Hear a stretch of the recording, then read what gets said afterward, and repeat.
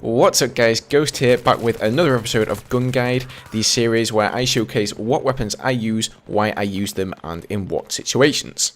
Today we're going to be taking a look at the M4A1. Now the M4A1 is definitely one of the most solid choices out there when it comes to picking a carbine. It's just really one of the best all-rounders you can choose. It comes in with 800 rounds per minute, so it can really hold its own in close quarter situations. It's a very solid rate of fire to have. It has a bullet velocity of 580 meters per second, making it the fastest bullet velocity out of all of the carbines, so you're not going to have any trouble hitting those long off targets that are on the move.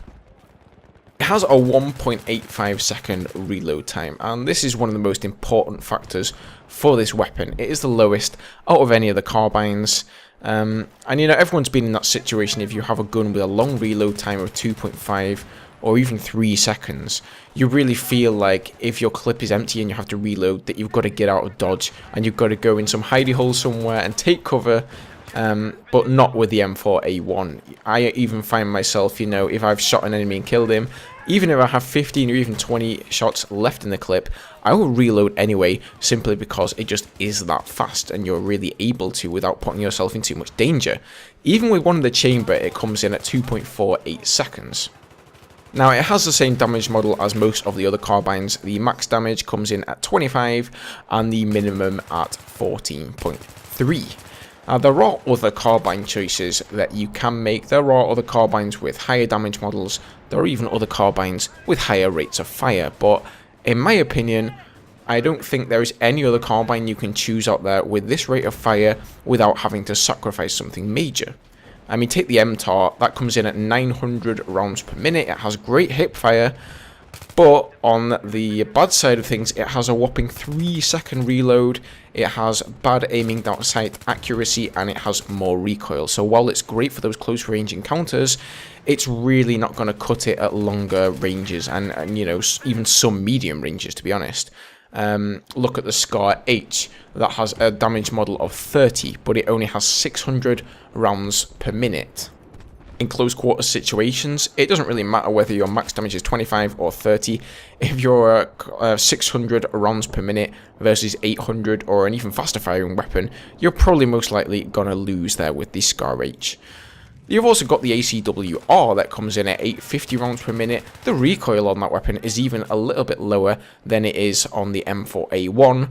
But on the downside of things, you have to sacrifice your max damage of 25 for 20 there. So really, these weapons, I feel like they excel at one thing, but they really fall short in a lot of other ways. And the M4A1 is definitely one of the best all-rounders. Its recoil comes up as a vertical of 0.26, a left pull of 0.1, and a right pull of 0.4. And let's just take a look at how that works out. Alright guys, so here we are on Carg Island, and we're going to take a quick look here at the recoil, just to see how that pans out. As you know, the vertical recoil of this weapon isn't anything crazy. It's not the lowest of the carbines, but it's fairly easy to control, at least in my opinion. However, it's the left and right pull here where we have the issue, and you've got a left pull of 0.1 and a right pull of 0.4, so you are actually going to have to pull a bit down. So let's just shoot here. I'm not going to control, and we'll see how the recoil goes. So there you can see quite clearly that it pulls not just up, but also significantly to the right. So you're going to be wanting to pull constantly down and a little bit to the left. Now let's see now if I can control the fire. Okay, it's got a much tighter spread there than here, as you can see. So let's back up to a sort of more medium range, which is where I feel this weapon is pretty damn good. And you can see there, I did, you know, maybe a couple of bursts, and I was actually able to pull off a pretty similar spread to this one, which was pretty damn close there. So you really don't have to burst fire it that much, and you can still get the same accuracy.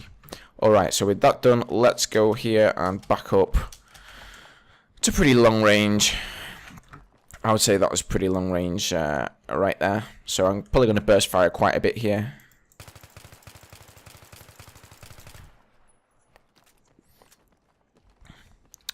So there we go, that was a lot longer range, and you can see the spread is, I would say it's about double the spread here that it was at a mediumist range, but considering I was firing in maybe around 4-round bursts there, it was pretty decent.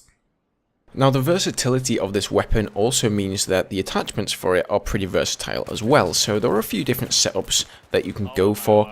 Personally, I like to run usually with a heavy barrel on the foregrip. There's always some debate as to whether or not to use a foregrip, but since you have that right pull of 0.4, I tend to go with it. I don't really feel that much difference, to be honest, if I have the foregrip on or if I leave it off, but that's just down to personal preference. Another setup, if you're into more close quartersy type play, then you can stick the laser pointer on there along with the foregrip. I usually stay with the Cobra sight or the red dot sight. I really don't, see any need to put a longer range sight on there. But, if that's what you like, then by all means go for maybe a hollow sight or something like that. But all in all, if I would spawn in on a map and I would just completely forget to check out my loadout and see what weapon I have, it doesn't matter what map it is or what game type, if I found that I had the M4A1, I would be a pretty happy man, and I would be pretty safe knowing that I was going to be covered no matter what range I was engaging my enemies at. Now there are lots of other good carbines out there with very subtle differences. The G53 is very popular, there's the AKS, there's the G36C, also the A91, that's another carbine with 800 rate of fire, but there are really just very subtle differences between them. Some have a little bit lower recoil, like the G53, but it also has that tad bit slower rate of fire. I think it's got 750 rate of fire, a little bit lower recoil. So, if you find recoil hard to control in this game, it is something that, if you're not used to playing the Battlefield franchise, you have to get used to it. The recoil mechanics in Battlefield are really not like any other game out there. So if you're a newer player and you want something with a little lower recoil, then by all means do that. I'm not saying that this is the best all-round carbine for everyone. I'm just saying that for me personally, I really, really like it, and it just really suits me. I don't have any trouble at all controlling the recoil of this weapon, and it packs quite a punch. It's got a nice amount of firepower, so I would definitely recommend it.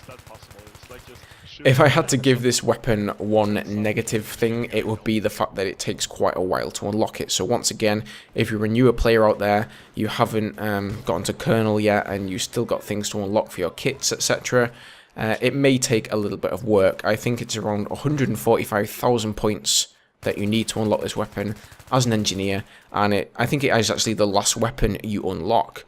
There is an extremely similar weapon to it called the M4, which you actually unlock at 40,000 points, and it's extremely similar in stats, the only difference being that it has slightly more spread, but there is a big minus in the fact that it has no full auto mode. It only has burst fire and I think single shots, so that doesn't really make it that good. You're really going to have to wait until you get the M4A1, but I recommend definitely going for this weapon. If you're a new player and you enjoy playing the engineer class, just power up through the levels, get to this weapon, and I'm sure you won't be disappointed.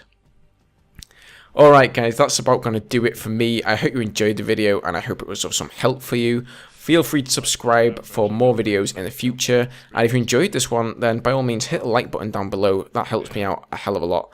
Cheers guys, and I'll see you soon.